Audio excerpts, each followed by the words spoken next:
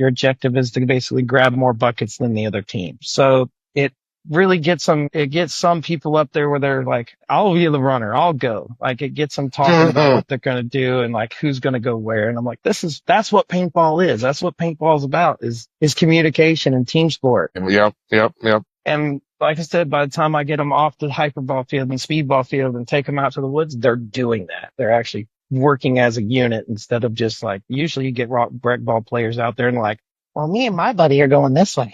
Well, what about everybody else? What are you guys doing?